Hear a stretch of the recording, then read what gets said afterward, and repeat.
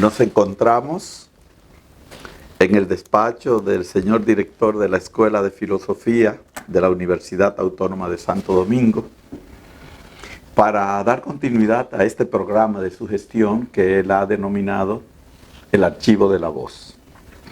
Nos encontramos con uno de los referentes, una de las columnas de la Escuela de Filosofía de la Universidad Autónoma de Santo Domingo, el profesor Martín Astacio Frías. Martín Astacio Frías tiene una densa carrera académica. Es profesor de gran mérito de nuestra escuela y del Seminario Conciliar Santo Tomás de Aquino, donde se recibió del filosofado. Es un gratísimo honor, profesor, después de mucho batallar para lograr que usted nos apartara este espacio en su agenda, tenerle, recibirle en este espacio, que es ya, vamos a decir que es una tradición. Bienvenido. No, gracias. El honor es para mí. Sí. Gracias. Empecemos por el principio. Cuéntenos, por favor, quién es el maestro Astacio Frías, de dónde viene, dónde ha estudiado, qué recuerdos tiene, cuáles son sus parientes, de qué parte del país proceden ellos y usted. Usted tiene la palabra, profesor Astacio. Son como muchas preguntas a la vez, ¿verdad? Una revisión biográfica de mi vida. Mis padres son dominicanos, los dos. Mamá es de un campo del Cibao, como ella dice, San Francisco de Macorís, Naranjo Dulce, un campo llamado Naranjo Dulce de San Francisco. Mi papá es del Ceibo de Atomayor, de los Astacios. Ambos se conocieron aquí en los barrios ahí cerca de Capotillo, a La Sursa. Ahí se casaron. Mamá tenía unos 27 años cuando se casó, papá unos 30 años. Ambos de iglesia, permanente. Ambos están vivos. Coincidieron 9 hijos, de los cuales yo soy el segundo. El mayor es Gregorio, que es sacerdote, con el cual yo entré al seminario menor en el 84. Y somos ambos matrícula 87 ya para iniciar la filosofía. Pues nada, mis padres aquí hicieron su vida así rápidamente. Papá vino aquí porque lo trajo su hermana mayor ante los abandonos de sus padres biológicos. Y aquí creció. Uno se pregunta de dónde salió toda esta disciplina, respeto al hogar, que vivimos en papá como un hombre diferente a los demás. Y mamá, según ella cuenta, se crió un poco viajando de casa en casa, trabajando para otras familias. Y sin embargo, en su lenguaje escuchamos que trató de tratarnos de forma diferente, de respetar en nosotros lo que era un libro, un cuaderno, cualquier tipo de estudio. Y así crecimos, teniéndolo siempre a ellos dos, bajo el amparo de ellos dos.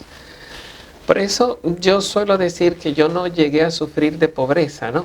Aunque siempre fuimos pobres, de hecho mis padres no tienen ninguna pertenencia, nos tienen a nosotros que lo escudamos, pero yo me digo aquello de que no saber qué voy a comer mañana, dónde voy a caer, qué voy a vestir, nunca sufrí de eso porque siempre me he sentido como bajo el amparo de ellos dos. Cuando yo conocí la pobreza así psicológica, nunca, aunque la haya vivido físicamente, nunca me sentí así de que pobre, porque siempre me vi como escudado. Pues nada, a nivel de mi persona, yo en mi primera infancia estuve en San Francisco de Macorís con una tía. Tal vez fue mi primer desprendimiento de mi familia en los 5 años, 5 a 6 años. Cosas que yo recuerdo que para mí era motivante irme, pero después de ver como cuando uno iba a todos esos campos y distancia, entonces ya uno comienza a vivir la lejanía. Y bueno, ya yo venía cursando, ya yo sabía leer, sabía escribir, ya allá creo que se llamaba Santa Rosa de Lima, el colegio donde cursé allá eh, unos primeros cursos de primaria, ¿no? Terminado eso, pues digamos como de manera muy volátil, porque después entonces estuve como en Escuela España, había un llamado Centro Juvenil Flor de la Juventud donde se educaba, ahí también recibí el sexto, séptimo, octavo curso. Al final terminé siendo bachiller de no terminé el bachillerato, la primaria, cuando se expide el certificado de octavo, ya fue propiamente de la Escuela España, pero yendo así como de salto en salto y digamos en una experiencia rica de diversa en profesores, tipo de instituciones, distintas exigencias, etcétera. No, comencé a trabajar en el mercado nuevo a la edad de unos 12 años. No hay que perder de vista que siempre mi mamá fue catequista y papá siempre estaba en la iglesia rezando el rosario todos los días. O sea que había un centro en el cual siempre hubo una estabilidad emocional. Pero así a nivel de comenzar ya a tener otros tipos de estudios, ya cuando comencé a trabajar en el mercado nuevo, duré ahí unos 2 años, llegado a los 13, 14, 15 años, mi hermano mayor le cogió con ser sacerdote, ¿verdad? Dice, voy para el seminario. Ya para ese tiempo yo había dejado el mercado nuevo cuando él lo dijo y comencé a trabajar con los Bonetti. O sea, usted ahí con Leonel Fernández, en su primer gobierno apareció la figura de Luis Manuel Bonetti. Sí. La abuela de Luis Manuel Bonetti, llamada Pura Bonetti. Yo trabajé en la casa de Doña Pura unos 2 años antes de entrar al seminario. Y entonces, limpiando la casa. Habíamos siempre 2 personas. Conocí lógicamente al papá de Luis Manuel. Doña Pura le decía Pucho, era Carlos Bonetti, encargado ahí de Desperdeco o de cerca del Cartonera Hernández. Hay una empresa de cartón y de papeles cerca de la maicera, por esos entornos. Aunque mi trabajo siempre fue hogareño, nunca fue a nivel de industria, pero ya estas personas estaban por ahí un poco presentes. Ya cuando decidí entrar al seminario, pues ya yo tenía 16 años, entré con Gori en el 84, yo nací en el 1967, actualmente tengo unos 56 años. En el seminario menor en el 84 fui recibido ahí por el padre Pedro Guzmán y el padre Sisto Quesada, que es Piro, se le conocía, un muchacho musculoso. Fueron mis primeros formadores a nivel de seminario. Una vez dijo Piro en mi proceso, porque antes de entrar al seminario uno tiene como unos procesos llamados vocacionales, ¿no? Aspirantado vocacional, unas reuniones. Como yo trabajaba en casa de familia, se me facilitó porque él dijo, ustedes son seminaristas. Es bueno que vayan sometiéndose a un horario. Claro. Porque aquí en el seminario todo los tiempos están. Y bueno, yo como ya tenía trabajo y por la mañana tenía ahí unas funciones, pues yo me sometí a un horario personalizado, de tal manera que cuando llegué al seminario menor, yo estaba como ya demasiado estructurado. ¿Sí? Y bien, recuerdo también que ahí pasé la experiencia porque el cuarto de bachillerato yo lo cursé en APEP, que eran cursos sabatinos, porque cuando estaba trabajando en donde Doña Pura Bonetti, estaba dedicado al trabajo. Para yo poder seguir estudiando, entonces tuve que inscribirme sabatino. al yo entrar al seminario menor, entonces entendieron que yo debía volver a repetir el segundo de bachillerato porque era sabatino, no era. Pero curiosamente, a mitad del camino, un profesor dijo que no, que yo podía hacer el tercero por el nivel de desenvoltura que yo tenía. Y entonces, a mitad del camino hubo un cambio y me pasaron otra vez al tercero y no pasé con notas deficientes, sino con notas muy favorables. El seminario menor cogía las clases, siempre viajaba a lo que era el centro especializado de enseñanza, ¿no? Ahí viajábamos todos los días y volvíamos al seminario. Teníamos las rutinas de ejercicio, de lectura, las semanas distribuidas, en una semana de vacaciones, otra para ir a la familia, etc. Bueno, un poco, esa fue un poco como mi historia hasta entrar al seminario mayor.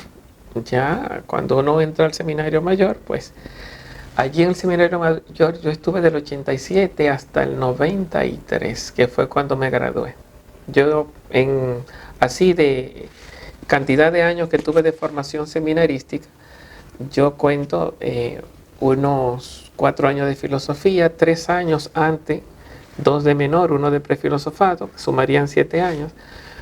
1 año de experiencia que me enviaron al Ingenio Quisqueya bajo el criterio de que era muy místico, demasiado santo, tenía que aterrizar. Y otro año que comencé la teología, el primero de teología en el seminario mayor. Entonces ahí siempre contamos 4, 3 en 7, más el año de... serían como unos 8 años prácticamente de formación seminarística. Pero no entré al segundo de teología propiamente hablando. Sí, ¿quién me abrió puertas para yo de alguna manera, un poco yo digo, los maestros que estaban en el seminario eran todos una plantilla de doctores?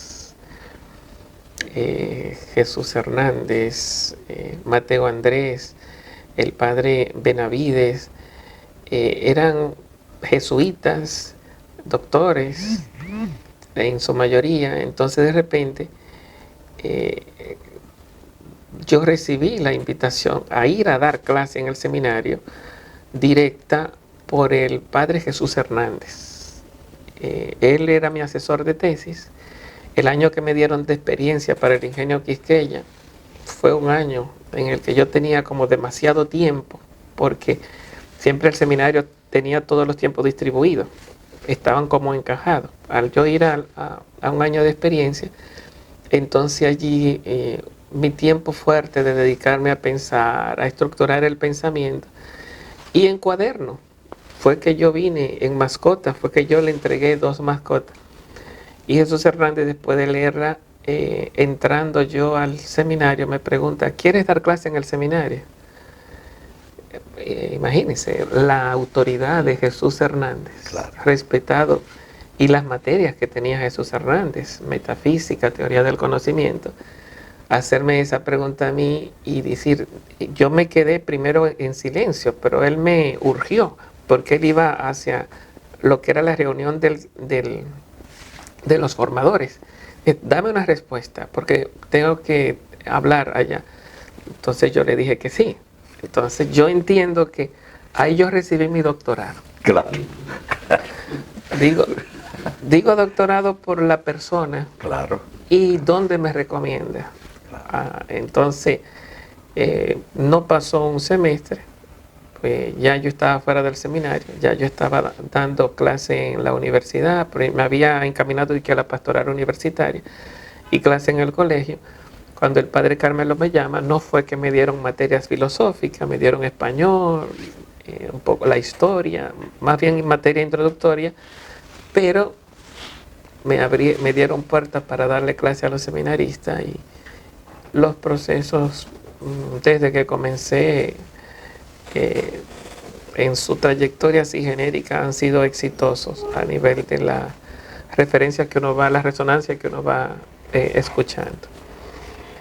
muy marcado en mi formación por el padre Mateo Andrés.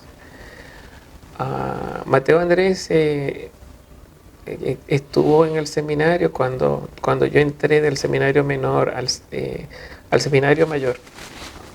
Uno como adolescente hay un espíritu fuerte de perfeccionamiento, especialmente uno viviendo en el seminario, los valores del seminario. Mi mentalización hacia el sacerdocio, la santidad, el perfeccionismo, estaba muy centrado en eso que el seminario había enseñado, que habían 4 áreas: académica, humana, espiritual y pastoral. La pastoral uno no le ponía mucha atención porque ya eso era misión. Claro. Pero lo que era académico, espiritual y humano, en mi disciplina y en mi formación de horario, yo me estructuraba. Todos mis tiempos estaban como demasiado cuadrados. No tanto porque la institución me lo pedía, sino ya porque yo mismo me ponía esas exigencias. Hasta tal punto que cuando el seminario quiso poner leyes, como que vino a chocar un poco con mi propia estructura. Bueno, el hecho es que yo procuraba un proceso de perfeccionamiento, de encontrar la santidad, de vivir los valores. Y lógicamente en la adolescencia todo eso choca con todos los desórdenes sentimentales, claro, que hay dentro de uno, ¿verdad? Todo ese mar de solicitudes sociales, qué sé yo, todo lo que el mundo te presenta. Entonces uno no, por más que uno quiera estabilizarse, uno experimenta que uno es tumbado por sus propios sentimientos, uno es tumbado por sus propias convulsiones. Entonces esa estabilidad que uno quería lograr, al final yo termino experimentando y viviendo como mi principal enemigo, mis propios desórdenes sentimentales.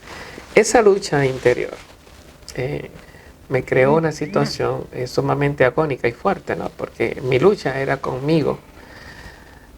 Cuando conocí a Mateo Andrés en el seminario, psicólogo, nos daba la materia no solamente de introducción a la filosofía, sino psicología de la personalidad. No sé si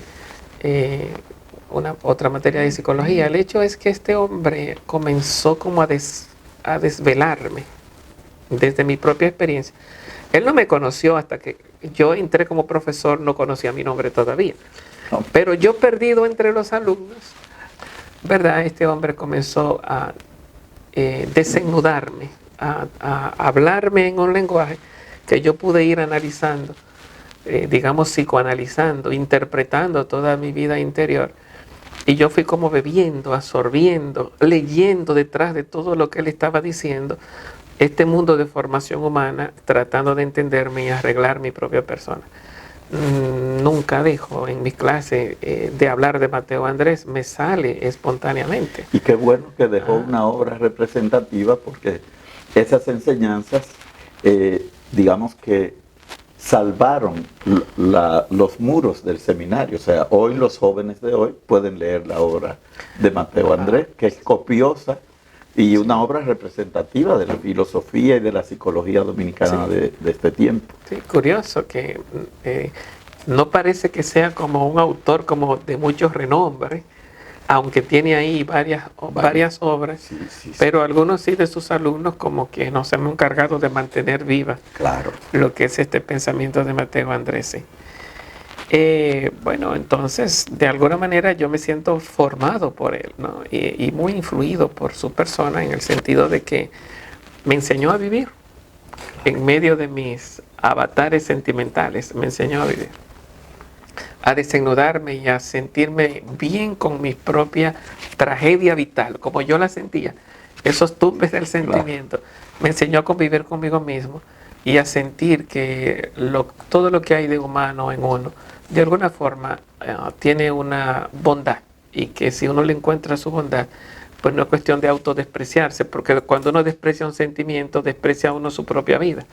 Entonces al final llegar a una armonía con uno mismo, en la propia interioridad, bajo la palabrita de aceptación, amar psicológicamente a la propia persona, convivir con uno para poder darse y donarse, pues hay un mar. Y del conjunto de cuentos que iba diciendo, pues de alguna manera yo fui como un bebedor, ¿no? bebedor de todo lo que fue el pensamiento de Mateo Andrés. Bien, entonces, no sé, así le debo mucho a él a nivel, como le decía, de título. Le debo mucho a Jesús Hernández.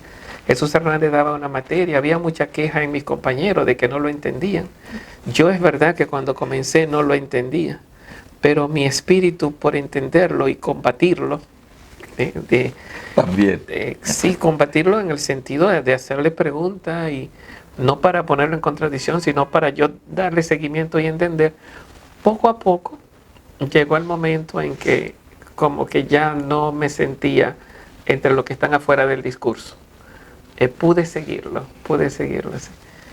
Entonces después, alguna vez yo falté a clase, un problema de una muela, y entonces oí la referencia de que de un examen que habíamos hecho, que el único que lo había entendido era yo, de la clase que habíamos hecho. Nunca me lo dijo, no.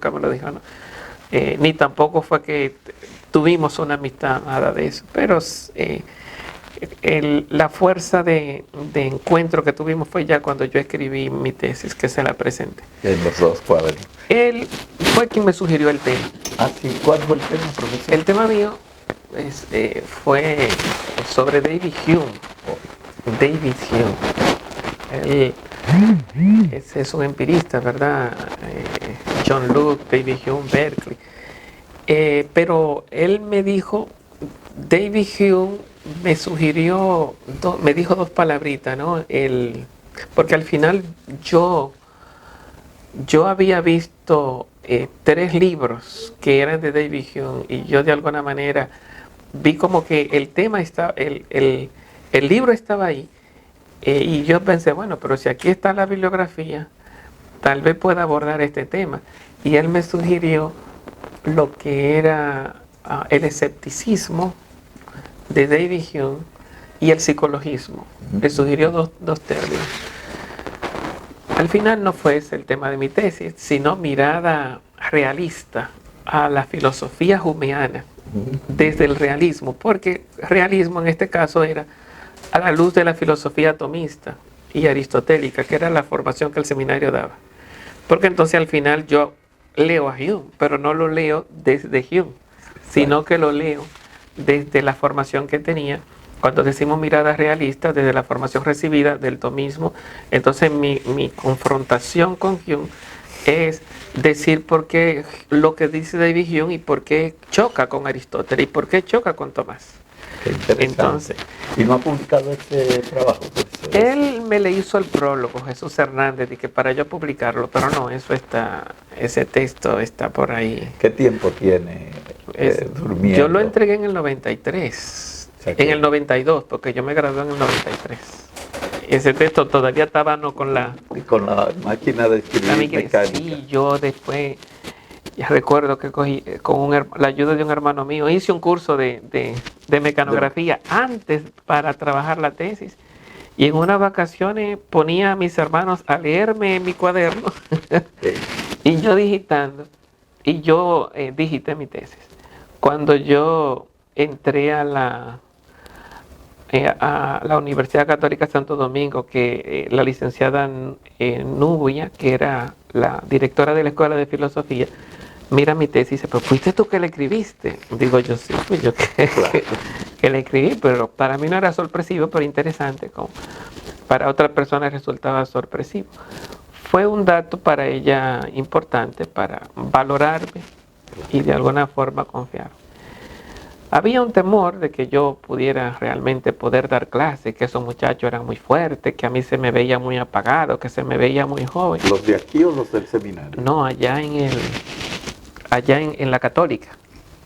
Sí, que realmente yo comencé a dar clase en la Católica antes de dar clase en el seminario. Ajá. Tuve un año antes.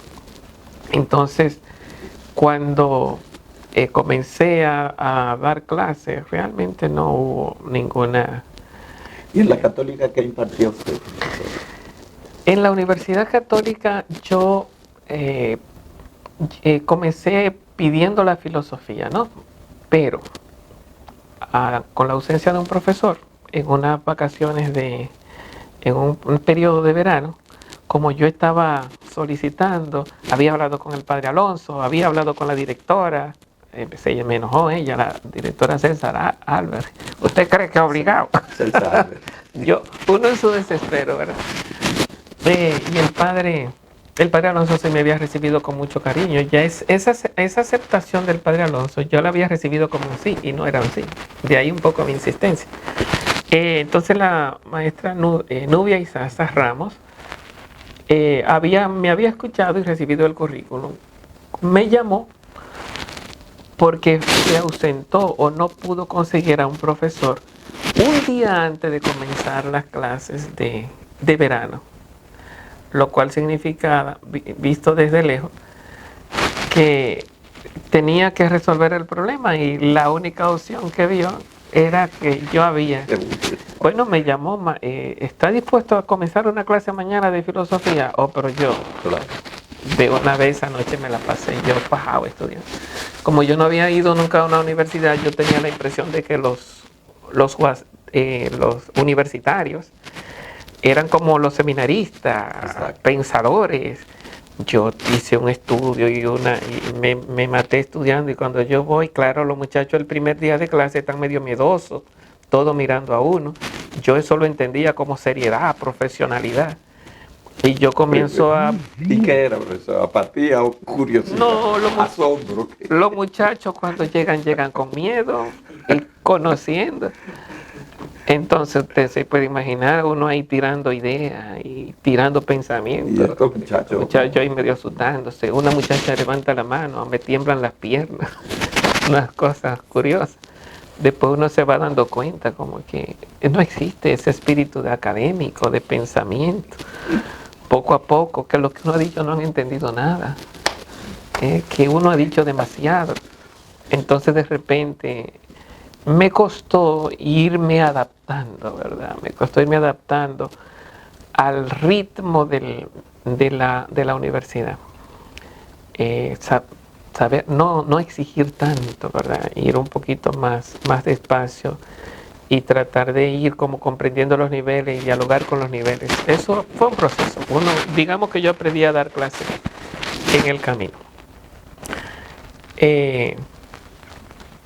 No sé, ahí digamos, yo comencé a dar clase ahí en la universidad y tenía como ese background de un semestre previo de que me llamaran al seminario.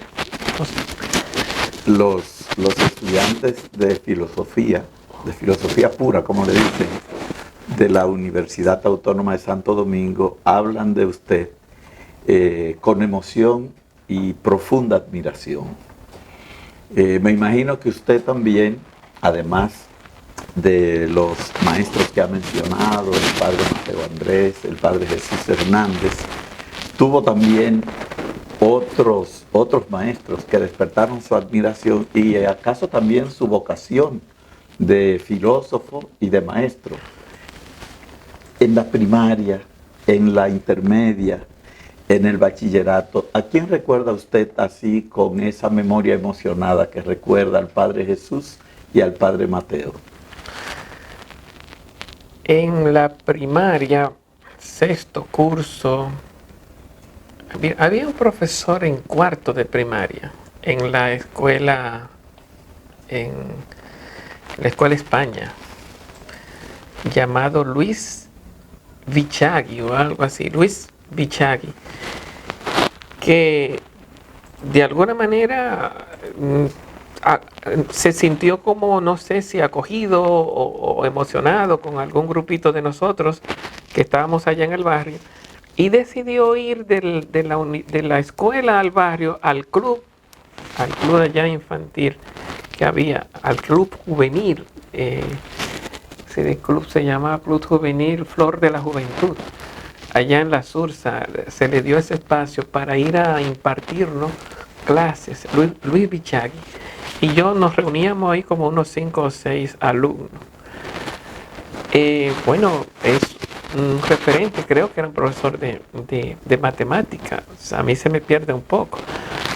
Después ya en sexto curso, en ese otro, ahí lo que se llama la 42. Había ahí una especie también como de escuela nocturna, bajo unos techos de zinc.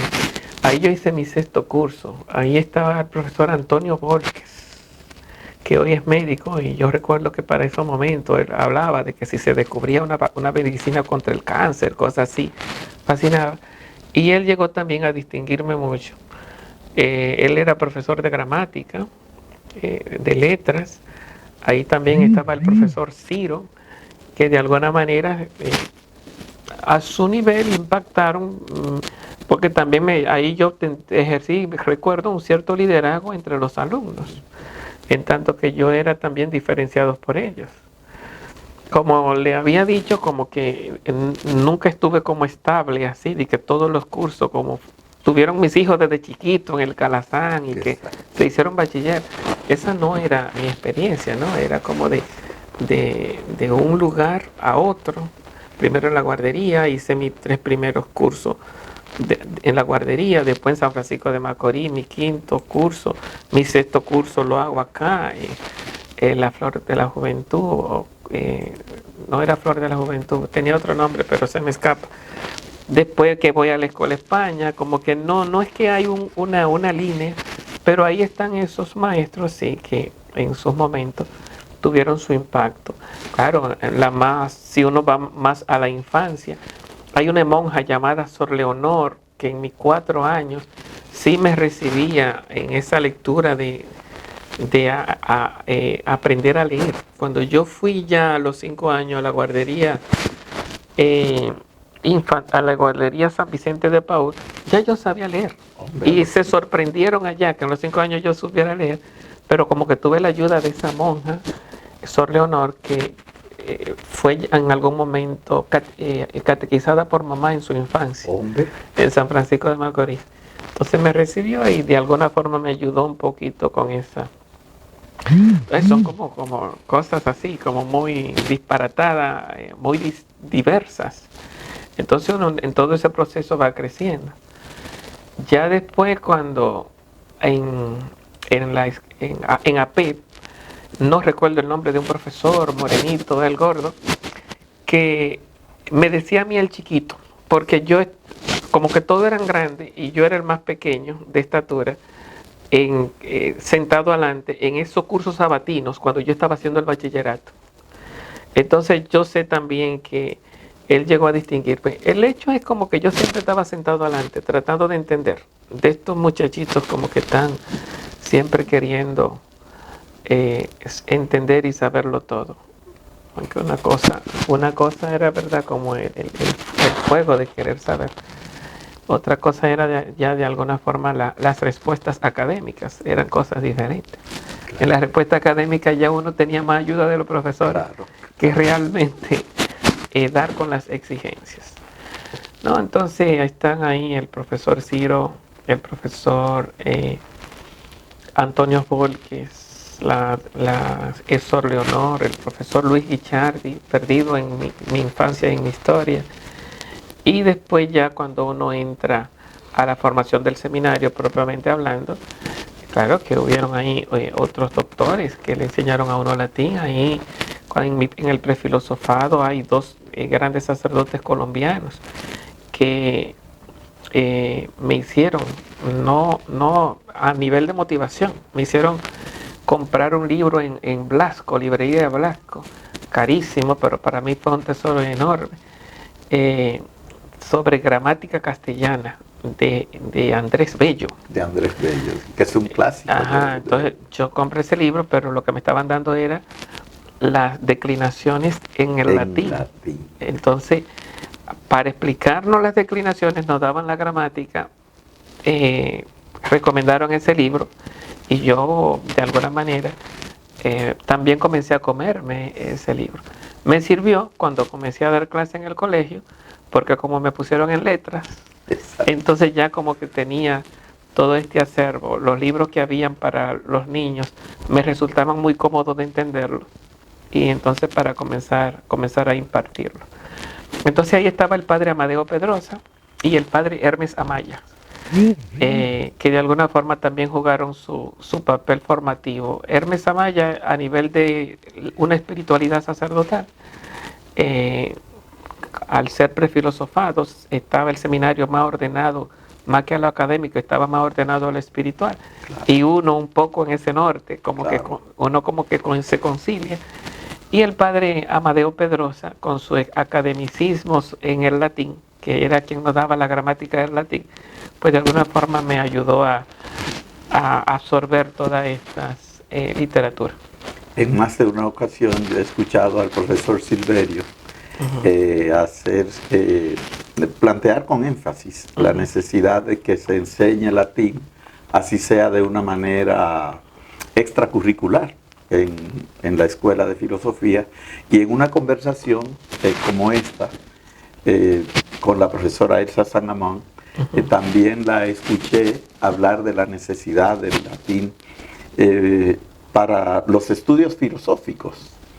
Y a propósito, usted que ha recibido latín en su formación académica, ¿cree usted que el estudio del latín le puede ayudar al arte de pensar, al arte de la hermenéutica de los nuevos filósofos, los que están todavía en el vivero, en el estuario? Fíjate, aunque el latín se sacó del seminario y se le llama hoy lengua muerta a partir de los cambios a la lengua vernácula con el Vaticano II, con la intención como de llegar a hablarle a la gente en su idioma, ¿verdad?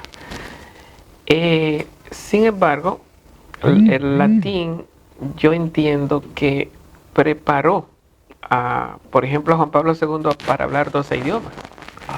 Porque las lenguas que se llaman romances o neolatinas no se llaman así por capricho, es que son latín. Nuestro idioma es como un latín disfrazado. Entonces de repente las raíces de nuestro idioma son latinas, y el latín tiene también un 60% de griego. Entonces de repente aprender el griego bíblico propiamente hablando y aprender el latín, yo entiendo que una persona que quiere estudiar idiomas o quiera entender los otros idiomas, ahí adquiere lo que se llama las raíces del idioma, propiamente hablando, porque las lenguas se diversificaron desde el latín. El Imperio Romano dominó, entonces las ciudades se fragmentan, en la Edad Media se crean los pueblos, pero son dependencias. En ese sentido, el latín es un idioma básico. Lógicamente que si uno quiere aprender otros idiomas con la base latina, tiene que facilitársele mucho también para el aprendizaje o para entender otra lengua, aunque uno no la estudie. Mientras más uno sabe el latín, se te abre puerta a otra lengua. Yo lo fui viviendo como algo, no sé, como cuando una persona pone una frase latina, como que le daba profundidad, belleza, como uno veía, wow. Entonces uno como que quería hacer eso, ¿verdad? Traer como frases latinas, entonces como que te daban ese fundamento, ese peso de profesionalidad y ciencia. Entonces entiendo que en ese sentido sí es una riqueza enorme. El tema así del latín es que de repente, si tú lo sabes, la pregunta es ¿con quién hablas? Ahí, ¿verdad? ¿Con quién hablas? Como que tú aprendes inglés y encuentras hablantes del inglés, encuentras francés y encuentras hablantes del francés. El latín es más bien como una fuerza de formación y de profesionalización, y una persona que quiera cultivarse, como se decía siempre en los clásicos, porque como que te abría todas las puertas para entrar en el mundo de todas las culturas. Pero así como te digo, ¿verdad? Como lengua muerta está el problema de que ¿con quién hablas? Todavía la iglesia sigue escribiendo sus obras en latín como idioma oficial. No, o sea, los de salida, el texto de salida. Y desde ahí se traduce a todas las lenguas. Pero esa exigencia que había de que el sacerdote hablara latín o que diera la misa en latín, pues de alguna forma por esa, como que esto se fue quitando, ¿no? Como que si la iglesia tuviera toda la verdad y como que en el latinismo esté concentrado toda la verdad, ¿no? Abrirse un poco a la cultura y a la situación de cada hombre de hoy.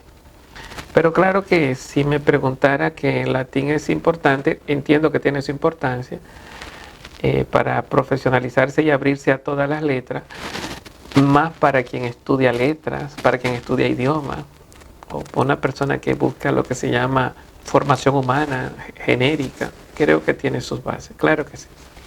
Escuelas, lecturas, filósofos. Usted ha mencionado al padre Mateo Andrés, que es un gran pensador con una obra representativa. El padre Jesús Hernández, un gran pensador también, más reconocido como bibliógrafo o bibliófilo, y con una obra, vamos a decir que más modesta que la del padre Andrés. Y ha mencionado también a David Hume. Los estudiantes de la carrera de filosofía, otra vez vuelvo sobre el tema, hablan con mucha fruición de usted, de su dominio de la filosofía medieval, de su dominio de Aristóteles, cómo les explica las causas, por ejemplo. Pero usted, ¿cómo se ve a sí mismo, profesor? ¿Cuáles son entre los árboles de ese paisaje inmenso que es la tradición occidental?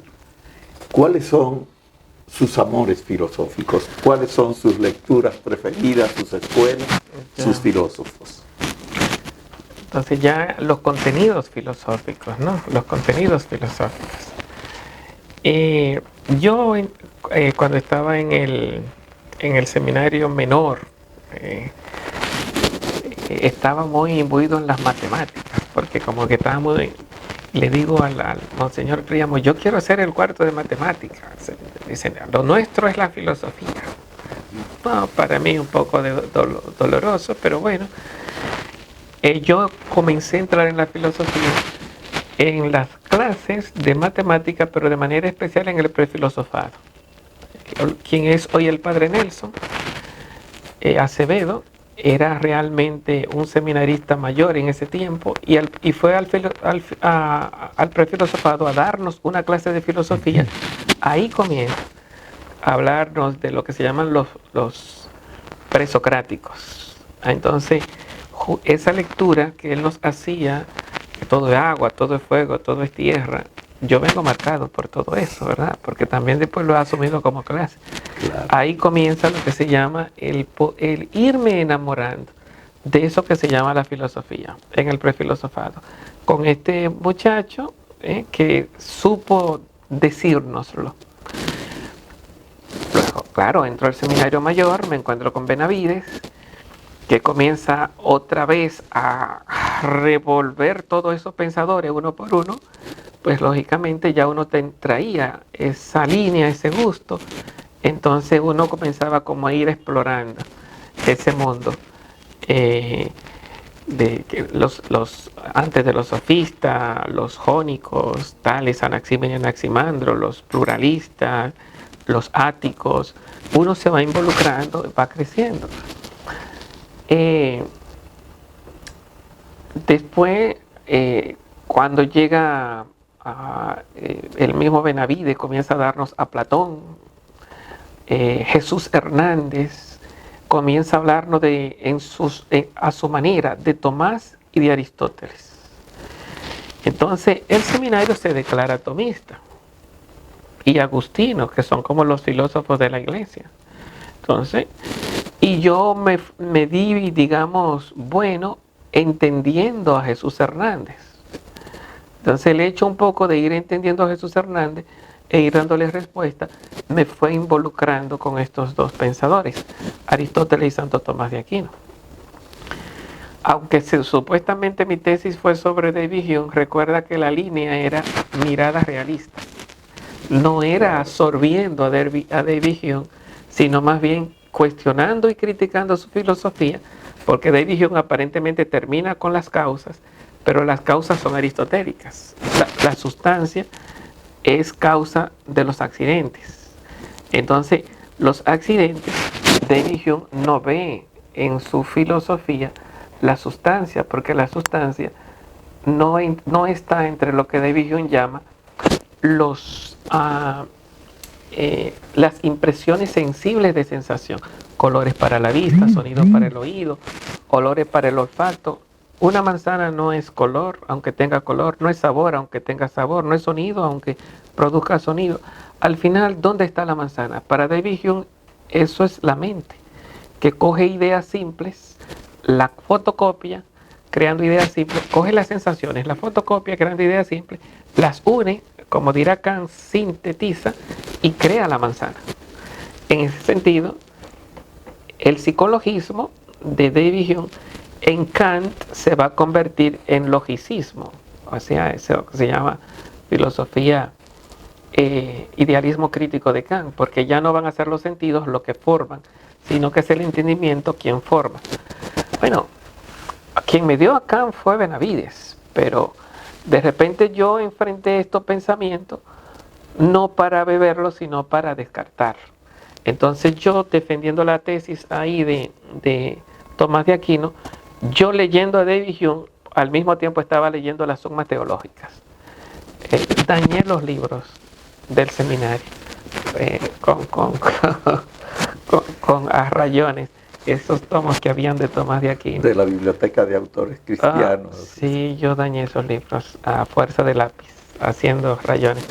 Y también leyendo mucho el nombre se llama Santiago, que es como el que introduce los tomos de Tomás de Aquino. Y todo eso fue en el tiempo en que yo estaba ya haciendo la tesis. Entonces, de alguna manera, yo tenía acceso a esos documentos. Bueno. Entonces, lógicamente, vamos a decirlo así, yo en mi tesis de licenciatura fue donde yo absorbí el tomismo y el aristotelismo, propiamente hablando. Entonces mi formación está solidificada un poco ahí, ¿verdad? En ese norte. Después entonces cuando venimos a dar ya clases, entonces yo comienzo a utilizar esos documentos con los que a mí se me dio clase. Guillermo Fraile, eran los textos que utilizaba Benavides. ¿Cómo se llama? Hilberger, sí. Los dos tomistas, sí, por cierto. Entonces, esos fueron los libros con los que porque fue con los libros que yo aprendí, con los que yo comencé. Incluso, y también están esto de Reale y Antiseri, ¿no? Que se integraron cuando se me abrió la oportunidad del doctorado aquí que comenzó el primer grupo con Nicanor Ursúa, aquí estaba ahí Leonardo, Andrés Merejo, yo era de ese primer grupo. Entonces de repente yo cojo estos libros y creo la tesis a partir de estos libros. Cuando se le entrego a Nicanor Ursúa, entonces me dice que eso es manuales, no son manuales. ¿Qué tema trabaja usted para el doctorado, profesor? Hoy día se llama mirada, es como de frente al relativismo, sería entonces la objetividad del conocimiento. Terminó llamándose así, porque al principio la intención era hacer una lectura de toda la filosofía para enfrentar el relativismo y mostrar que la filosofía era conocimiento. Al final, con Nicanor Ursúa, se convirtió en una filosofía, en una mirada aristotélica al conocimiento. Porque lo que yo estaba leyendo era la filosofía antigua. Entonces, lo que yo tenía en mente era demasiado. Yo quería mirar toda la filosofía. Entonces, lo que yo pude ver fue toda la filosofía antigua y me quedé ahí enfrascado con Aristóteles. Entonces llega Jesús Hernández y me dice, tú no puedes hacerme una tesis aristotélica desde los críticos de Aristóteles, tienes que leerme Aristóteles. Claro, no en su idioma, pero él me habló. Pero hay buenas traducciones, sí, muy buenas. La traducción del, ¿cómo que se llama? Credos. Del credo, sí, de ahí. Bueno, entonces yo comencé a leer a Aristóteles. Comencé a concentrarme en los 14 libros de la metafísica. Ya, claro, yo venía leyendo a Fraile, leyendo a Dante Alighieri, Hirschberger. Giovanni Reale. Ajá, entonces, ¿yo qué descubrí? Que realmente, por lo menos en el caso de Fraile y en el caso de Hirschberger, son más tomistas que aristotélicos. Y no leen realmente desde la clave aristotélica. Leen a Aristóteles desde la clave de Tomás. En ese sentido son más cristianos que aristotélicos. Claro. Porque aristotélico no era cristiano. Aristóteles tampoco tenía el Dios de Tomás, no es el Dios de Aristóteles. Claro. El motor inmóvil de Tomás es un motor inmóvil desde la existencia, el Dios creador. Y el motor inmóvil de Aristóteles es un motor inmóvil desde el movimiento. La materia era eterna para Aristóteles. Para Tomás de Aquino, lo eterno es Dios. Claro. Y Dios crea materia. Pero en el caso, el acto de Aristóteles, la materia, que era quien daba la sustancia a los seres de este mundo, o quien daba existencia, una madera, y quien le da existencia a una mesa. Es cuando tú haces la mesa de madera. Aristóteles entendía que la existencia era la materia, la sustancia era la materia, era el principio de individuación, de seidad de los individuos. Entonces, claro, Tomás no es Aristóteles. Tomás es Dios quien pone la existencia, y la existencia es la sustancia, no la materia. La materia se pierde. Es verdad que cuando uno comienza a leer la obra de Tomás de Aquino, uno encuentra un aristotelismo en el sentido de que Tomás dice igual que Aristóteles que la materia es eterna, pero eso son las primeras obras. En la medida que uno sigue avanzando, Tomás termina descartando la subsistencia de la materia. Es Dios quien pone existencia en la materia, por lo tanto la materia no es, como dice Aristóteles, la sustancializadora de los seres. Y quien le daba forma, aunque Aristóteles vive diciendo que el caballo viene del caballo, el perro viene del perro, que la forma es el motor que mueve. Para Aristóteles mueve en cierta forma mecánicamente, ¿no? El motor inmóvil mueve las estrellas. A las tantas estrellas que están cuantificadas en Aristóteles, mueven las especies, y las especies mueven los seres que tenemos. Eso no es Tomás. Claro. Tomás, en la primera vía de Tomás de Aquino de demostración de la existencia de Dios, quien pone existencia al movimiento es Dios. Mientras quien atrae por amor es el motor inmóvil de Aristóteles, que existe mirándose a sí mismo. El Dios no sabe de nosotros, el Dios de Aristóteles no sabe de nosotros. Es pensamiento de su pensamiento. No va a perder tiempo. Es más inteligente que nosotros, pero no va a perder tiempo entreteniéndose con nosotros cuando puede estar gozando de lo mejor, que es su misma plenitud. Entonces, claro, el Dios de Tomás es un Dios que es cristiano, se interesa por nosotros. Entonces, muchas veces decimos que es lo mismo, son dos mundos totalmente diferentes. Bueno, el hecho fue que cuando Nicanor Ursúa me hace leer a Aristóteles, yo redescubrí a Aristóteles.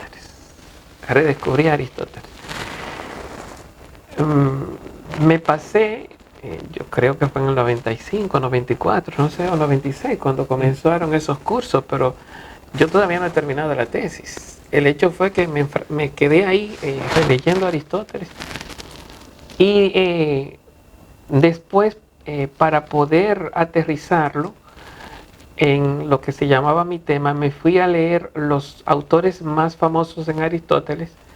Jágar, que es un profesor que...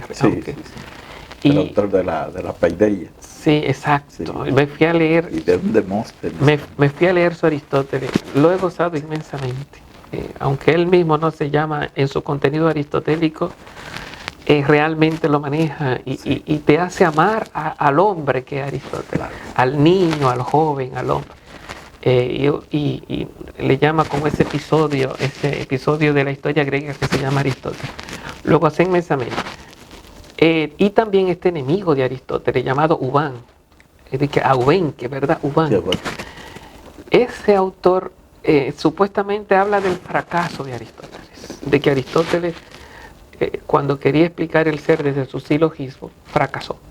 Entonces, cuando yo trato de entender el fracaso de Aristóteles, Aristóteles no fracasa, porque Aristóteles se da cuenta y vive diciendo en su lenguaje, no que él es un fracasado, sino que no se puede hablar del ser de una forma única, sino de forma plural. Él lo vive diciendo. El ser se dice de muchas maneras. Y las categorías que él escribe son las diversas maneras de decir el ser.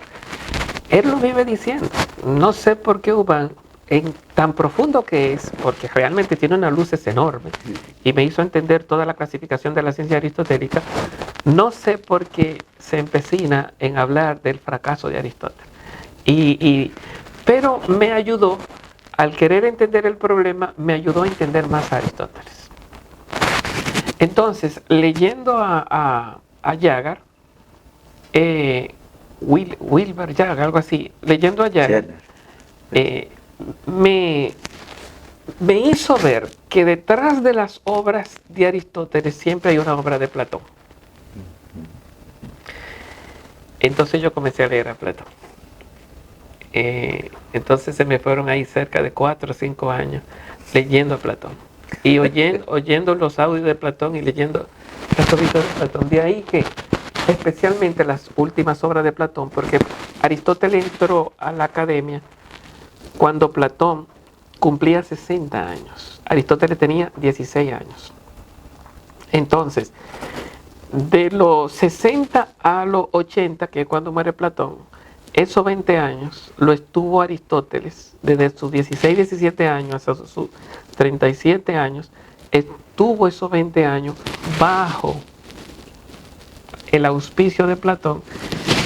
Y entonces, a ese Platón que conoció a Aristóteles, es un Platón que ya había terminado con la época clásica, las ideas, sí, porque se habían mudado a la academia unos matemáticos, Eudoxo de Nido, que era el gran astrónomo. La astronomía que tenemos de Aristóteles es de Eudoxo.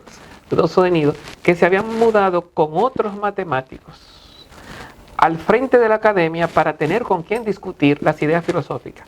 Y Platón puso aquello en la academia de que el que no sea matemático, que no entre a la academia. Era un signo de que había que ser pensador. Entonces, cuando Aristóteles entra en ese medio. Aunque en las obras perdidas de Aristóteles hay un Isócrates con el que él pelea y discute, defendiendo la filosofía, las obras perdidas, eso también Jagar nos los hace ver y nos los redescubre. A partir de Cicerón, todos los apuntes que van haciendo, va recogiendo todos esos apuntes y lo va uniendo, sí, y recrea el concepto de filosofía de Aristóteles.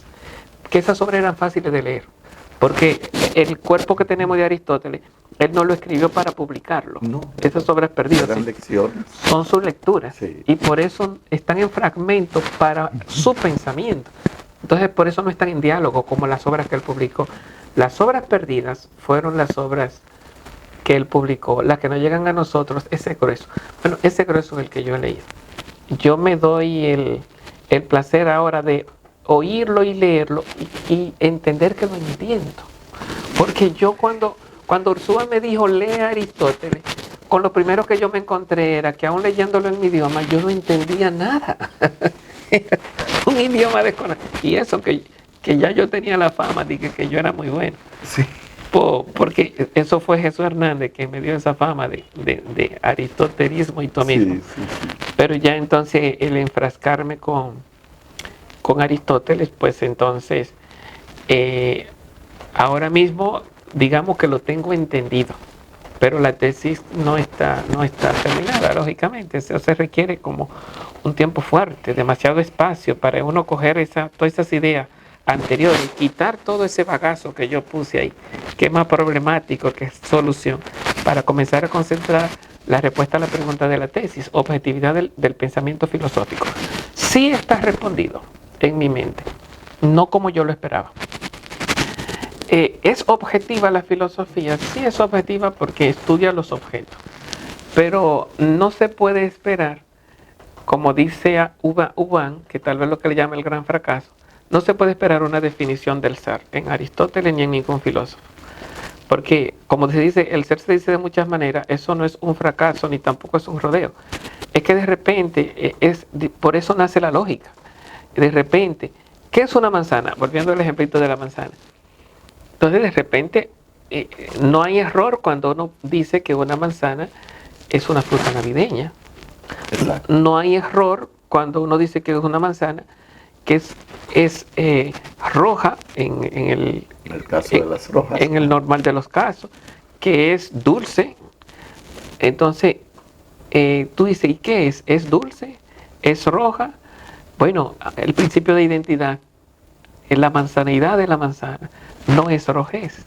Porque manzana, diría Platón, si vamos al mundo de las ideas, manzana es manzana y rojo es rojo. No me ligues rojo con manzana.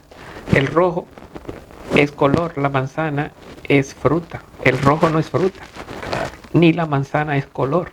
Entonces, en el mundo de las ideas, en este mundo se liga la manzana y el rojo. Entonces, el mundo de la sombra, de la opinión.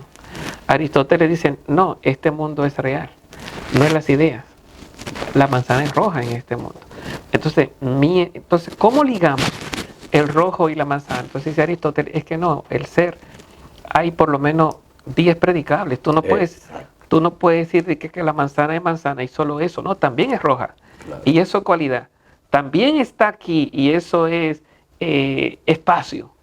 También tiene tanto tiempo y eso es tiempo. Entonces, hay 10 categorías. Él salva la diversa forma en que se dice un ser. Y entonces hay un ser que es causa, que es lo que ataca David Hume, ¿verdad? Sí. Un ser que es causa, que es la sustancia. Y los accidentes son efectos de esa sustancia.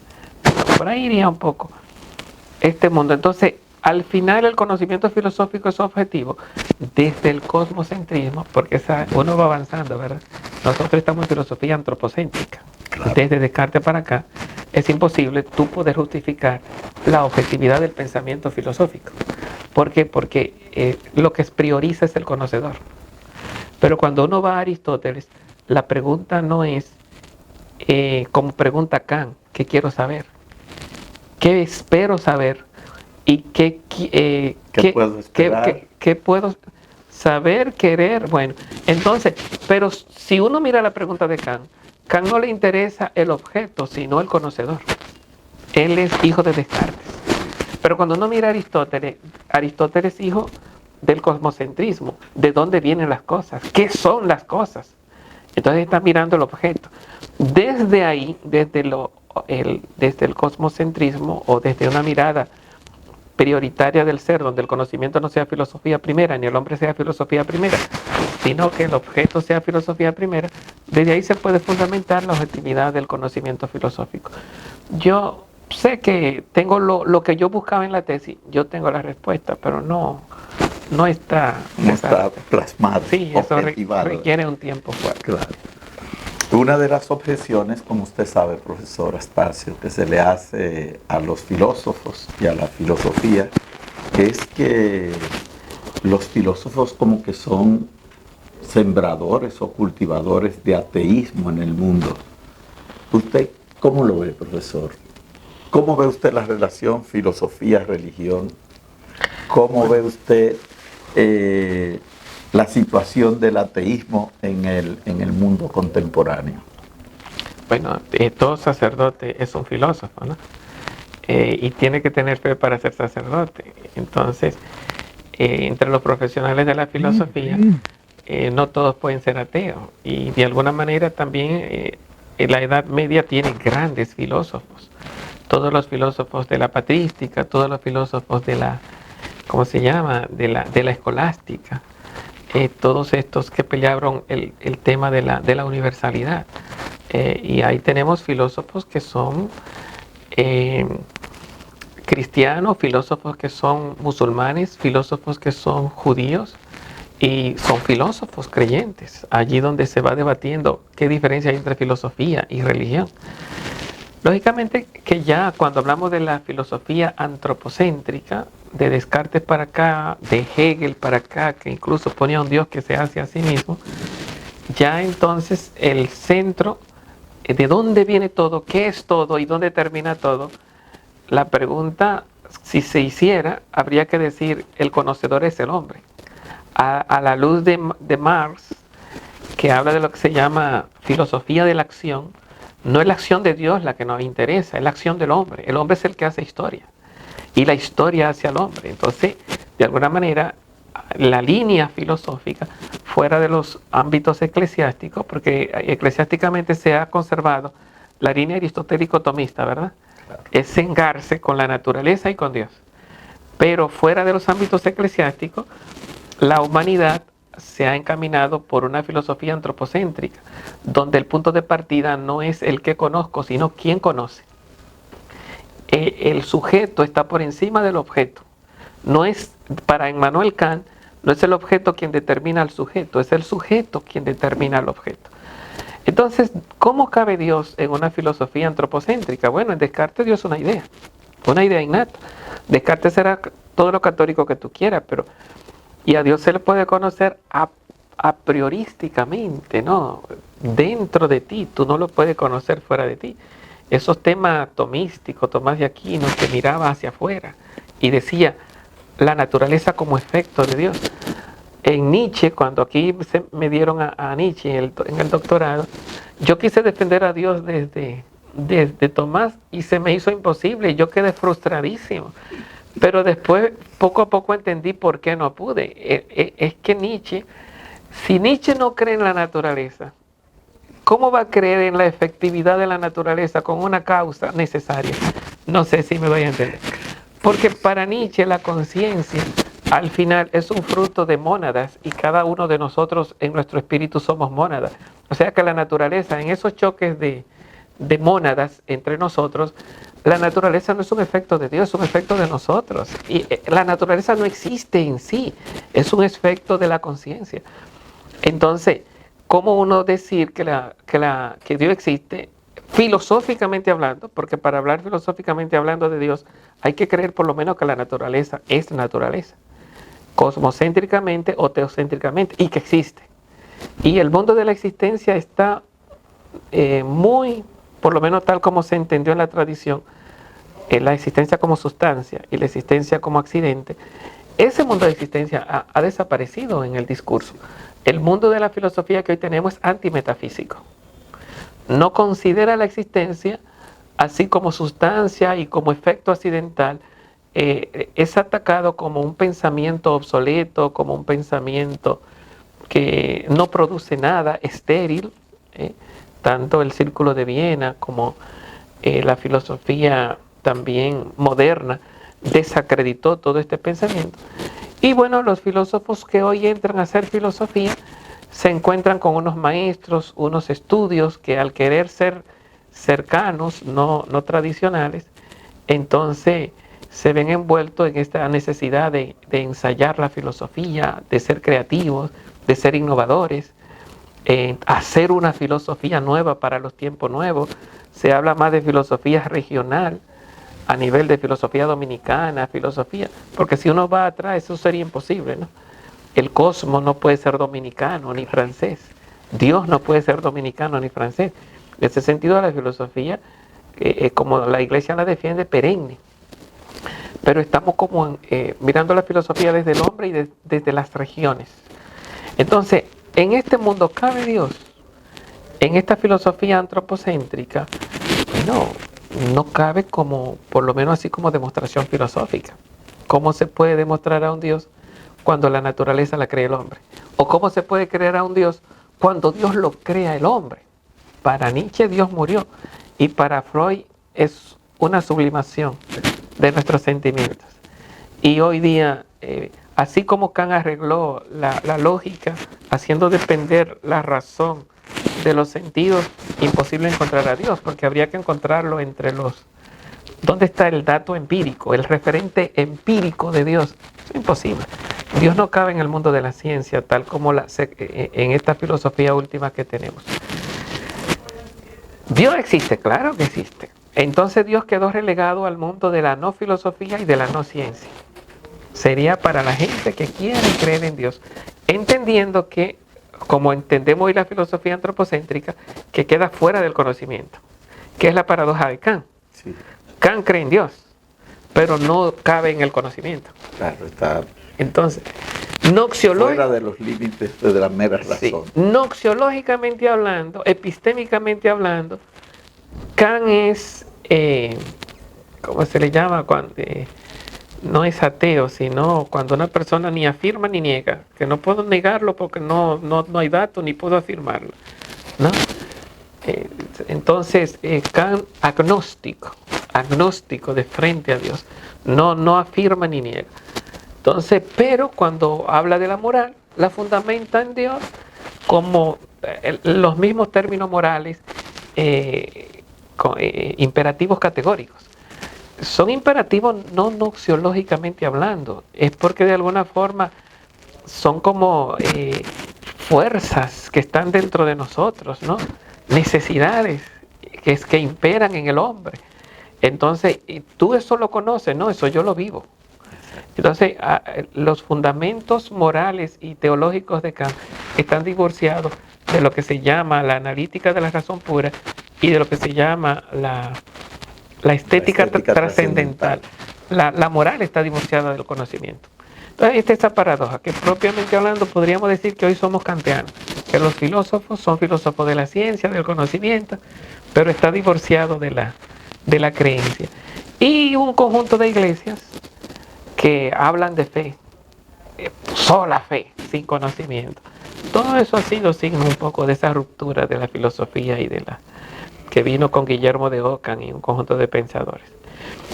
Entonces, al Juan final, Pablo II acaso trata de salvar la cuestión en aquella célebre encíclica Fides et Ratio.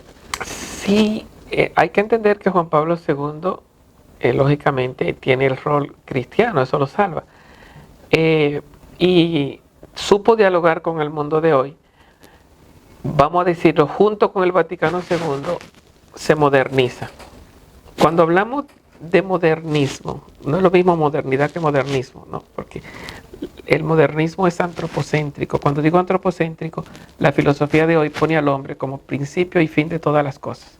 A partir del conocimiento, el hombre quien piensa, y a partir de la historia, el hombre quien hace historia y cultura. Entonces el hombre hace historia y la historia hace al hombre. Entonces uno se pregunta, ¿cómo Juan Pablo II y Ratzinger vienen a dialogar con este mundo antropocéntrico sin atacarlo? Porque ese es el tema. El Vaticano II abandonó el diálogo de ataque, claro, y vino a dialogar con el mundo. ¿Cómo lo logran? Bueno, se convirtieron en antropocéntricos. No sé cuál sería la palabra, porque en vez de decir crean en Dios, comenzaron a hablar de que hay que salvar al hombre. Es al hombre al que hay que salvar. El hombre es lo primero de la iglesia. El hombre es el camino de la iglesia. Vinieron a hablar el lenguaje antropocéntrico, pero manteniéndose cristiano y teocéntrico.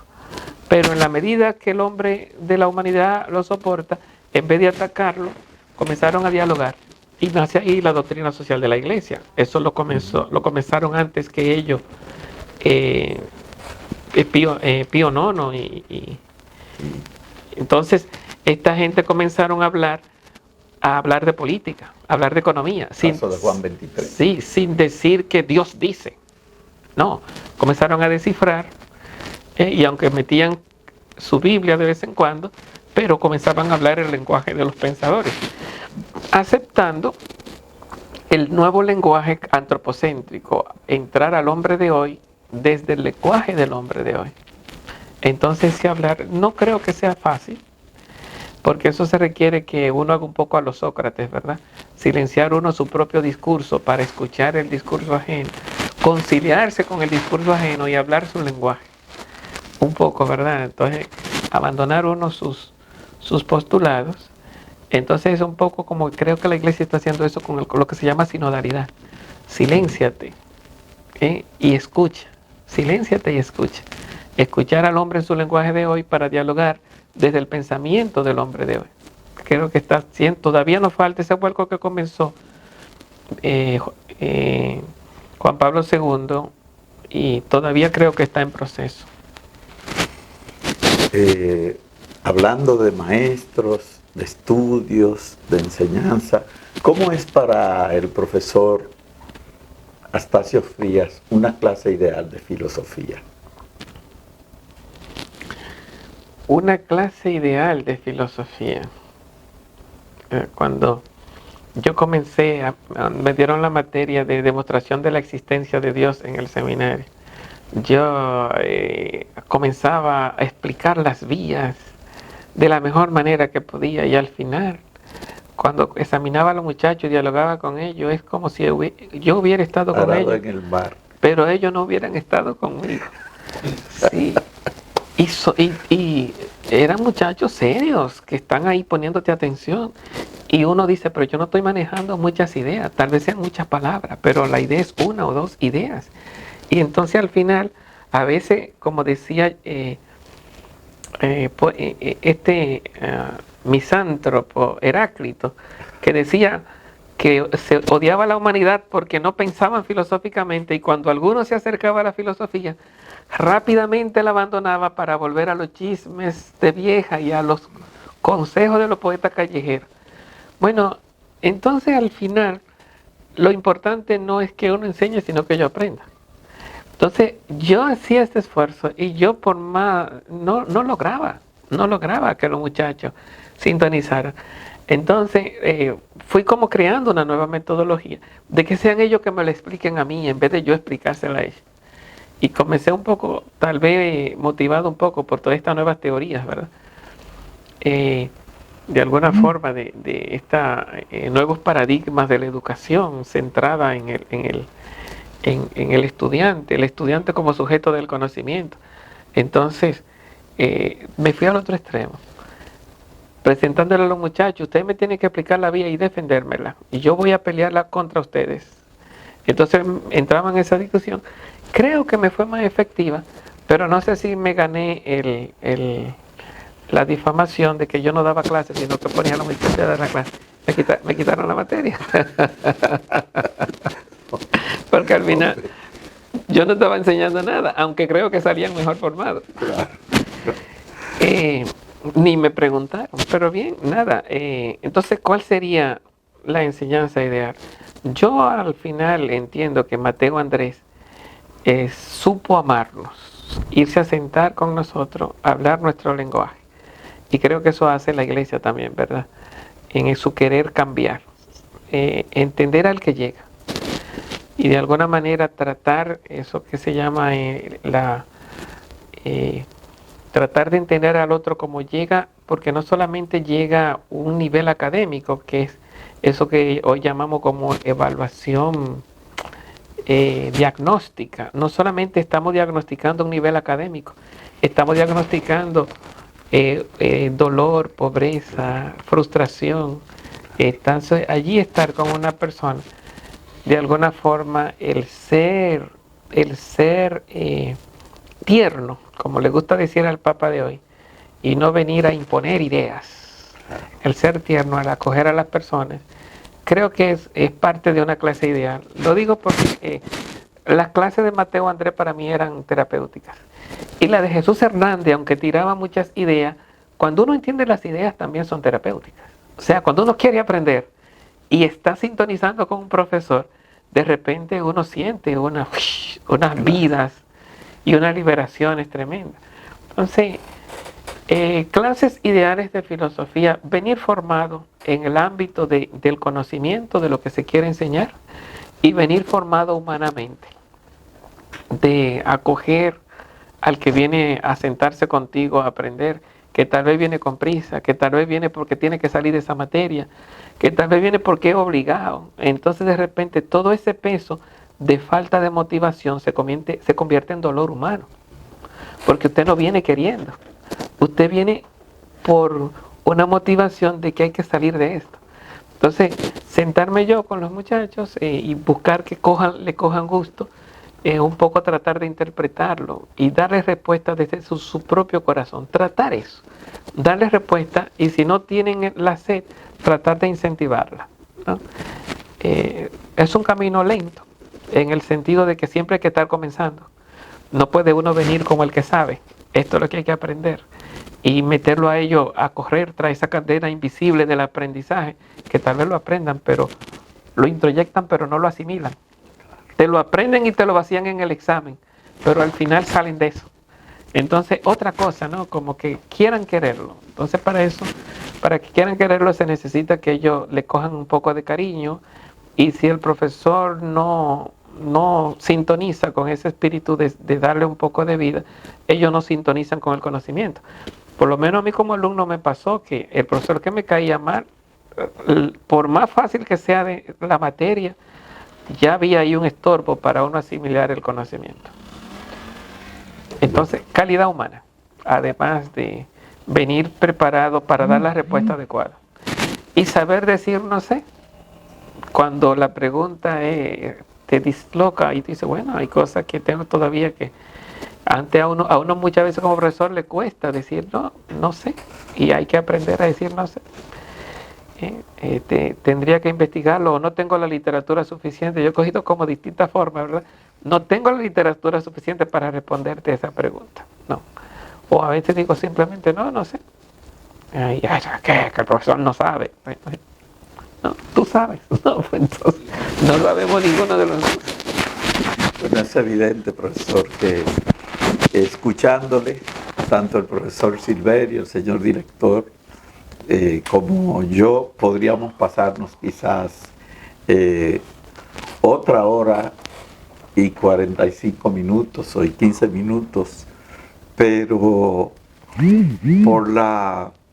para garantizar la audiencia, porque el profesor Silverio suele compartir estas entrevistas en las redes sociales, quizás como una primera aproximación al pensamiento y la trayectoria vital y profesional del profesor Martín Astacio Frías, podríamos decir que vamos a hacer un alto en el camino. Por lo general, profesor, estos encuentros los terminamos de dos maneras, como con dos fases. Lo primero es que le decimos 3 o 4 o 5 expresiones para que usted nos diga, como así de una manera intuitiva, qué evocan en usted. Y finalmente, con unas palabras de cierre del señor director, el profesor Silverio. Entonces yo le voy a decir, para ver qué estado de espíritu evocador produce en usted estas expresiones o términos. Escuela de Filosofía de la Universidad Autónoma de Santo Domingo. Bueno, institucionalidad, esperanza, estabilidad laboral.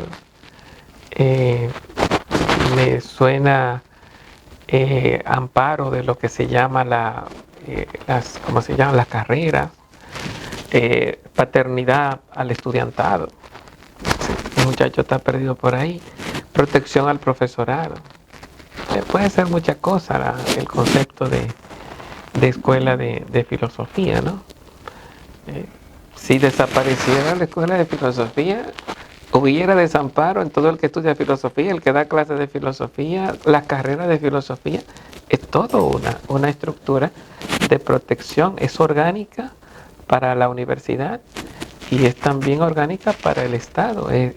Si no hubiera escuela de filosofía, pues estuviéramos desarticulados, ¿no? ¿Dónde estuviera la filosofía? Razón o sin razón de ser de la filosofía en el mundo actual y muy especialmente en la República Dominicana. Es una pregunta fuerte. Si desaparecen los filósofos, ¿qué desaparecería? Aparentemente no desaparece nada, pero prácticamente desaparecería lo que es la capacidad de reflexionar de manera atinada y profunda.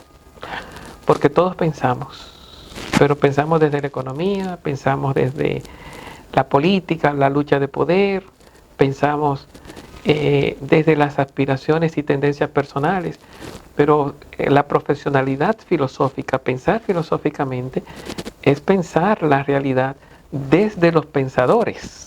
¿Qué pensaron cuando crearon la economía, cuando hicieron filosofía política, cuando pensaron la sociedad, cuando se piensa al hombre, qué es el hombre? Entonces, el profesional de la filosofía, igual que el profesional de la medicina, no da respuestas poco profundas, superficiales o experienciales, sino que da respuesta a partir del background de la profesionalidad médica. El filósofo da respuesta desde lo que han dicho los filósofos, desde lo que han inventado el pensamiento y han programado el surgimiento de la sociedad como la tenemos, porque no deja de ser cierto que la sociedad es una construcción humana, y en tanto que construcción humana, muchos hombres la han pensado, buscando el bien. El bien mismo es un tema filosófico, y el mal humano es un tema filosófico. Decir que no haya filosofía es decir que no haya iluminación profunda y atinada de la realidad. Aunque aparentemente la filosofía no tiene un sitial, digamos, escondido o silencioso o tal vez desprestigiado, si no hubiera filosofía, el mundo se nos derrumba. Obligatoriamente, aunque no haya filósofos, hay que hacer filosofía para construir una humanidad vivible, una humanidad gobernable, vivible, socializable. No se puede hacer eso sin pensamientos que justifiquen la hermandad, la amistad, y todo eso es que la moral, el bien, el orden, todo eso es conceptos que no es de que concesión médica o concesión física. La filosofía armoniza desde una mirada armonizadora, no sé, como que la palabra se me va, pero que evita la dimensión de los conflictos y del mal en la convivencia humana. Facultad de Humanidades de la Universidad Autónoma de Santo Domingo. En el concepto humano, yo no, creo que al final son términos muy emparentados, ¿verdad? Filosofía trata de lo humano. Y si la pregunta me hubiera hecho humano primero y filosofía después, la filosofía yo la veo por encima de lo humano, porque la filosofía no solamente trata el tema hombre, sino que trata el tema Dios y el tema mundo, cosmos, ¿no? A nivel de la historia de la filosofía. Pero entonces, decir humanismo es como integrar, por lo menos a nivel de universidad, una serie de escuelas, de líneas de pensamientos que tienen que ver un poco como con el cultivo de lo humano más que con el cultivo de lo técnico profesional. Hablar de historia, hablar de gramática, hablar como que no estamos hablando de una profesión, estamos hablando de una humanización, un cultivo de la grandeza del ser humano. Cuando hablamos un poco a nivel de esas, así como de líneas de pensamiento. Entonces, decir facultad humana, de alguna forma es una lucha por conservar lo que se llama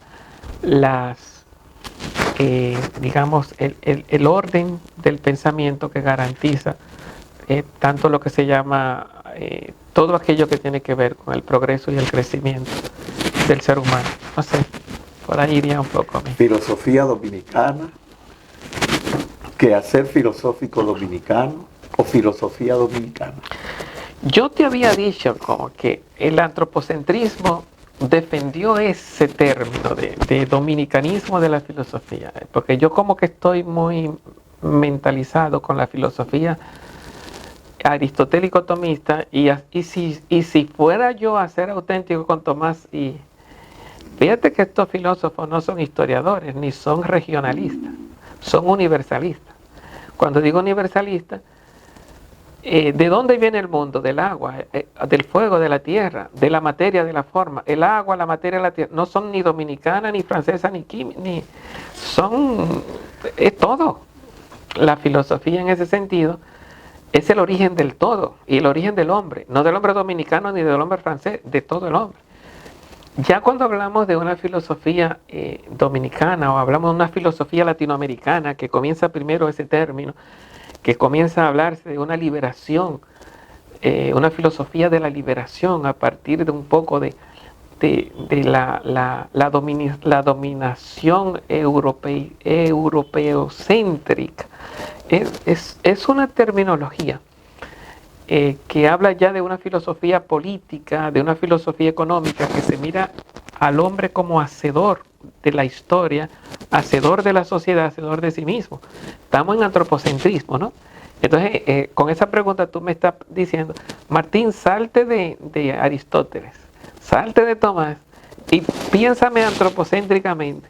Y yo soy dominicano. Entonces tú me dices, ¿qué tú opinas de una filosofía dominicana? Bueno, si hay que pelear la dominicanidad, yo no voy a decir que no, que la universalidad está por encima de la dominicanidad. En cierta forma sí, pero a nivel si vamos a hablar de dominicanos, hay que entonces hacer un estudio de nuestra historia, de nuestros, un poco cómo se ha hecho, quienes han hecho pensamiento profundo filosófico en nuestra historia. Y yo buscaría otro tipo de pensadores que, aunque no sean filósofos dominicanos, tienen que ver con lo que se llama la construcción de la dominicanidad. Cuando digo construcción de la dominicanidad, somos capitalistas, pero no hay filósofos dominicanos que hayan construido el capitalismo.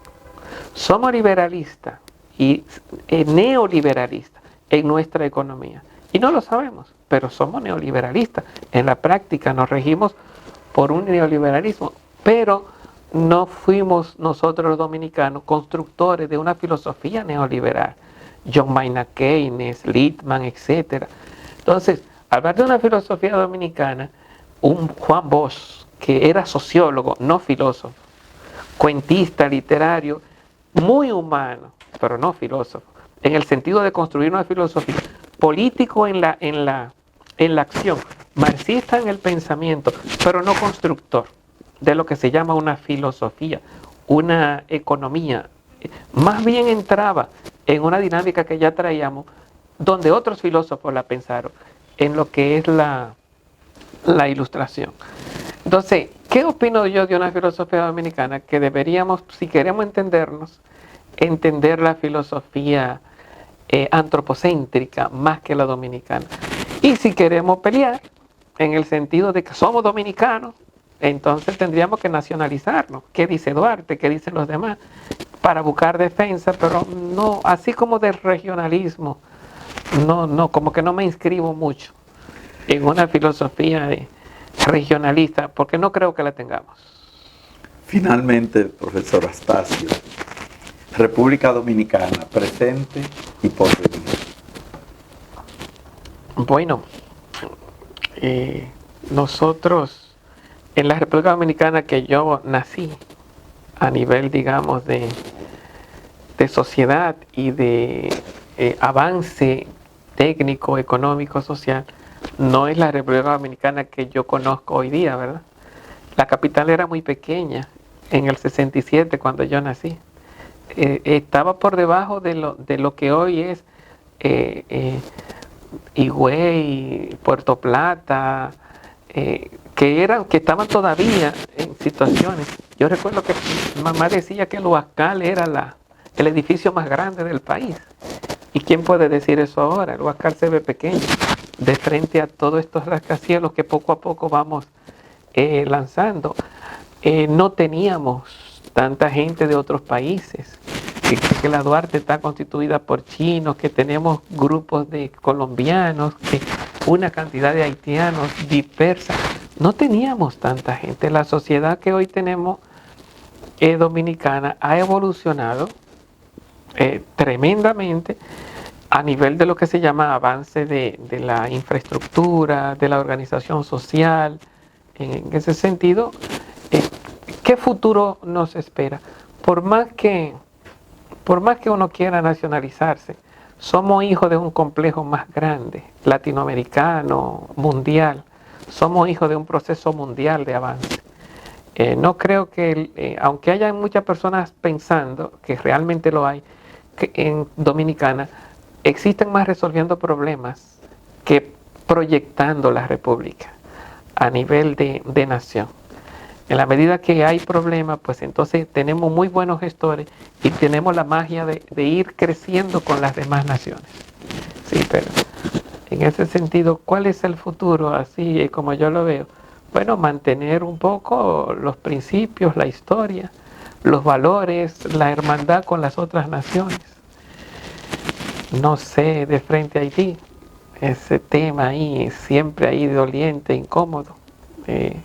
No sé cómo, qué futuro nos espera de frente a Haití, especialmente en los albores en lo que está sumergido.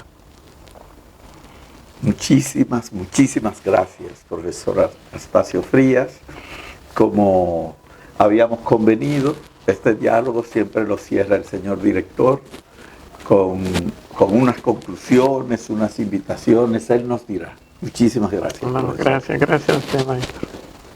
Bien, profesor Martín Acacio para la Escuela de Filosofía. En nombre de la Escuela de Filosofía y en el mío propio, le agradecemos por haber sacado su tiempo para venir a esta entrevista, pero más que por haber venido a esta entrevista, le agradecemos realmente por tenerlo aquí entre nosotros. Realmente uno no conoce a los profesores como lo puede conocer un estudiante en el aula, o sea, su capacidad y sus cosas. Pero escuchando todo lo que usted ha dicho hoy desde la historia, veo que la historia suya y la mía de alguna manera se comunican, por lo menos en el barrio de Cotillo. La familia mía vino en el 78, 79, al Capotillo, a vivir cerca de la calle cerca del mercado también. También tuvimos que ir al mercado muchas veces a comprar cosas y eso. Así que venimos, parece, del mismo origen. Y cuando usted mencionaba la escuela, España y eso, para mí son lugares realmente totalmente conocidos. Sí. Yo estudié en el Liceo Capotillo, o sea que somos vecinos por muchos lados, muchas partes. Lo segundo que quiero reconocer en este momento es que el profesor Martín Acacio siempre ha estado disponible cuando la escuela le solicita para lo que sea. Y mucho antes de nosotros ser director de la Escuela de Filosofía, cada vez que llamamos al profesor para las 24 horas de filosofía o para cualquier actividad extra que hacíamos durante la pandemia, el profesor nunca se negó. Siempre estuvo ahí, siempre ha estado ahí, así que es una persona orgánica de la Escuela de Filosofía, y más que orgánica, ya de parte del sentimiento, porque los muchachos de filosofía, así como el profesor se lo manifestó varias veces, siempre es de los profesores que mencionan. Ya en tercer lugar, decirle que la Escuela de Filosofía que yo represento en su dirección en este momento, se siente muy satisfecho de que la escuela cuente con personas de la calidad académica y humana que usted posee. Realmente me hizo sentir muy bien. Sé que otros que vean la entrevista, así mismo se sentirán, porque lo transmitió de esa manera sensible y sencilla, viene de un origen que cualquiera se sentiría orgulloso de venir de donde viene y lo que ha alcanzado, de reconocimiento social que ha alcanzado por su trabajo. Cuarto, comprometerlo, de aquí si no se puede librar, ¿verdad que sí? Para que nos entregue un artículo para el próximo número de la Barca EPC, y ese compromiso sigue para el próximo número y para el próximo número. Es claro, usted tiene material de sobra para entregar un artículo con la calidad de lo que usted produce, que sabemos que es buena. Ahí tiene al profesor Albelo, que se lo va a recibir, a Edwin Santana, que lo voy a quedar con usted. Y último, quinto lugar, comprometerlo también, de esta tampoco se puede escapar, para que se integren a los trabajos, los llamaremos ya próximamente, los trabajos del sexto Congreso Dominicano de Filosofía, que pensamos hacer en el 2025, y necesitamos la colaboración de todos los profesores, de todos los académicos. Y le caería, yo creo, como anillo al dedo, ya que usted ya habló del latín, y que el latín, o más bien la lengua española, la francesa y todas esas lenguas son un latín disfrazado, porque en el caso nuestro tenemos casi un 72% de la raíz, de las palabras nuestras son de raíz latina. Y nosotros queremos dedicar este congreso precisamente a la filosofía, pero la filosofía pensada en español, la filosofía que se ha pensado en español. Un poco, no diciendo que tenemos una filosofía española original, pero vamos a ver qué sale de ahí, que es una búsqueda un poco por la identidad. Ya un comentario al margen, si usted me lo permite. cuando se tocó el tema de Dios, el motor inmóvil, Aristóteles, cuando toma la distinción que usted hace sobre el Dios de Aristóteles y el Dios de Platón, es interesante porque muy pocas personas veo que lo distinguen así. El Dios de Aristóteles es un poco autista, está en su propio mundo, mirándose a sí mismo y que ni siquiera se comunica con el mundo, ni lo creó, ni le interesa el mundo. Entonces el mundo es simplemente un motor que le da como ese impulso al mundo para que gire y para que funcione y se preocupa de eso. Contrario al Dios bíblico, que es un Dios, una teología, vamos a decir, dogmática, mientras que la de Aristóteles siempre ha clasificado una teología natural, ¿verdad? O la teología, el Dios de los filósofos, vamos a decir. Así que me sentí muy bien al ver esa distinción que te hace. Y no voy a seguir diciendo más cosas, porque sería entrevistarme. Muchas gracias por eso. Bueno, no, gracias a ustedes por invitarme. Sí, gracias.